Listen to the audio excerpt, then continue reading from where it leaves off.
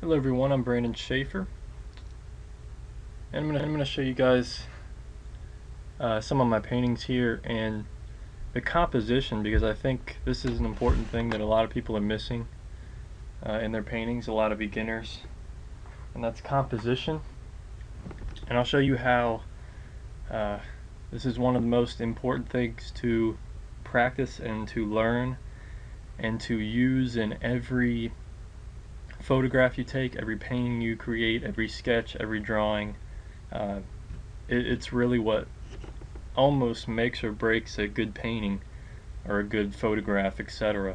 So let's get into it. I'm in Photoshop here, which isn't a big deal. It's just my tool of demonstrating what I want to show you today.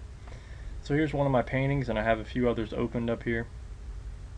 And I have these guidelines drawn on. This is the rule of thirds. So you divide the canvas or image into thirds. You want to do this in your mind, or even you can draw it on a blank canvas before you start painting. Draw on these rule of thirds. Hopefully you do a sketch before you even get onto the canvas. And where these points meet, that's what's called like a sweet spot. This is where you want interest to occur in your painting. So as you can see here, I have the mountain peak right on this third, or in the general area of this sweet spot. Okay, so there's the composition. That's kind of the focal point of this painting, is this mountain area. But you can see I kind of have it flowing down toward these trees. So you also want to include other elements of design, flow, eye movement. This creates a line coming toward these trees. Kind of a small focal point right here, but it's also on this line of third. Lead your eye to these trees. So this is kind of like, could be a secondary focal point. And also here's this sweet spot. So these trees are in the vicinity of, this spot,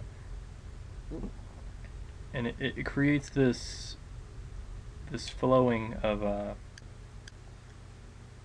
the viewer's eye between this spot and this spot.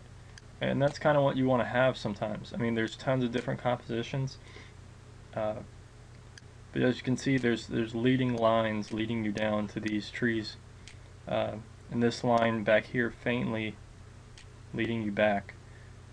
So there's a lot of different things going on here. So that's one example. Let's move on to the next. I don't want to waste a lot of your time. You can see here I have the same grid laid out on every painting. The rule of thirds. This is the most important thing you want to always keep in mind. So focal point is obviously up here, right around this third. It doesn't have to be right on the third. It could be, in the general area, on a line, or on this line. So, and I have it leading down here. And seeing this where it changes is kind of almost on this third. So it's sectioned up like that. And as you can see, the light, this light area that I'm drawing on here, leads you downward, and this leads you back into the waterfall, and then these trees point you back up. So there's this circular flow that always keeps the viewer looking, and then other elements, foreground elements, to attract the viewer's eye. So, but as you can see, this waterfall is the main focal point. So keep all the stuff in mind. You can see composition I really planned this out. I didn't just start painting a waterfall one day. I had an image. This is actually a waterfall in Washington State called Comet Falls, but it's very planned out. Right on this third. That's where this painting started, and then it just evolved from there with all these different lines. And this is why you should do thumbnail sketches before you jump onto the canvas. Here's another one. Look at that, right on the third focal point, right on the third. You know, this line here, it's not exactly on, you know, cutting it into thirds, but it's an interesting composition. That's another thing. You just want to experiment. Once you have to learn the rules first before you can break them. So keep that in mind. And this one, I mean, it's very simple. The focal point is here, you know. So very simple composition, but effective. That's the whole point of this. You know, this tree, almost on this focal point. You see a trend here. Everything is on, you know, a third.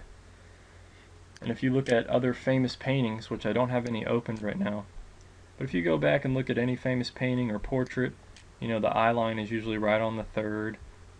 You know, study photography. You know, they always have it sectioned off like this, or have some kind of interesting composition. So, and look at this line here. You know, it's on a third.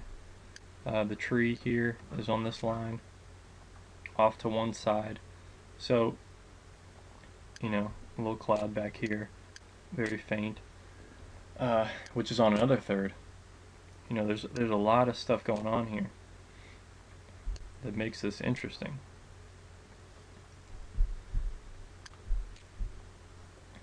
Okay, this one here, the tree's on the third almost, this third line. Focal point here and here. And I kind of did some highlights here to make this kind of, the whole tree is the focal point. So we kind of have this triangular, you know, eye flow going on between this bird. And it's really small details. But either way, the tree is on this third, off to one side here. So very simple compositions. And even this line, the horizon line, is right on the third. Very important to have it, you know, sectioned up in a certain way. Here we go again, horizon line right on a third, straight off with some mountains back here, create some interest. Everything's happening on this third line. You know, the eye flow in this one's very interesting. You know, flow here, focal point, and flows back into here. So even though this isn't right on the third, you know, there's something happening. Okay, so yeah, there's a lot of things going on here. You know, in or around these thirds, it just creates an interesting flow here. All right, next one. See where the leaves end right there for this tree, right on the third. The door is on this third sweet spot.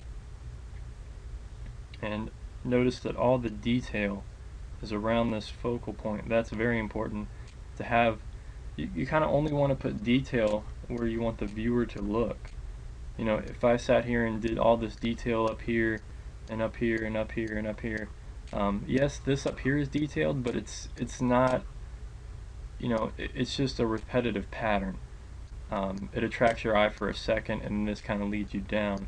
This is the main focal point, obviously, but if I did a lot of this detail over here and so much, you know, intricate backgrounds and stuff, it kind of takes away from the door. So keep that in mind, and you want to, the whole point of a painting or a photograph is to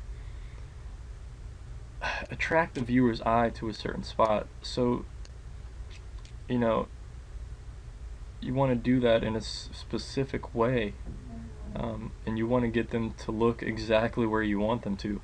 So by doing this, and that's what composition and detail and all this stuff is about. So hopefully that makes sense. So here's the second one, kind of, you know, a series from this one, and I changed the composition here. I moved the door up to this third. And this one's very interesting. I had a feeling that these fireflies might have killed the composition a little bit, but I don't mind them. I think they're something interesting. But there's a lot going on here. These stairs, you have this triangular composition up to this door, and these rocks kind of help because it creates this triangular flow as well. So everything leads up to this door in this triangular composition, and that's another good composition to follow. Okay, so that's all the ones I have opened here. So hopefully this was helpful and give you some insight to how I plan out my paintings. Just to recap through some of these, I mean, it's very simple. You know, third line here and the third over here created this whole composition, and then you just add these small elements, and sometimes they're not even needed. You know, this simple painting like this, you know, there is a little bit of interest right here in these trees, and kind of highlighted more over here, but it's on this third line, so you have this once again, you know, the same as this. So keep that in mind, that lighting and all this plays a huge role in your composition. See, this is the focal point, but then there's also this secondary area of brightly more, you know, you can see the light, there's a shadow over here, and the light is coming in over here, so it creates this flow. You know, when these hills give, you know, kind of they kind of flow you back down into here. So there's really, it's simple, but there's a lot going on. But you know, study composition, study photographs, and make your paintings better. You also want to have, let me see if any of these have it. You know, you kind of want to have at least 4 to 5 different planes.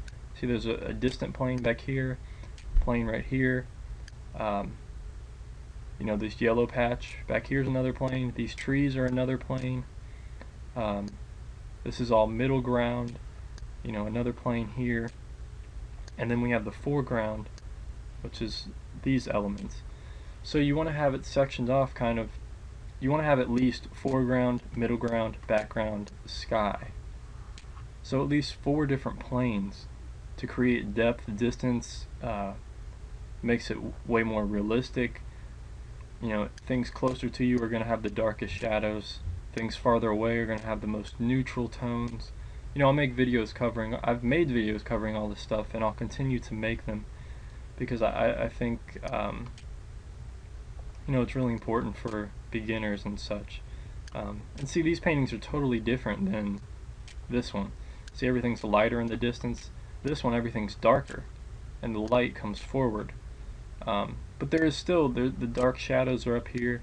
The most contrast is in the foreground, and the most, you know, see, that's the thing. Dark shadows, brightest highlights in the foreground.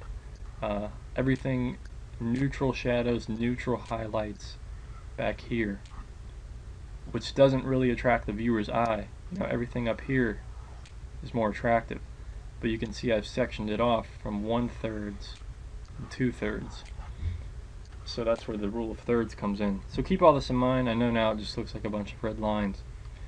So I hope this video was helpful, and thank you guys for watching. As always, subscribe if you wish to see more. If you have any questions, post them down below. I'd appreciate it, and I'd be happy to answer them and make another video, whatever the case may be. So thank you.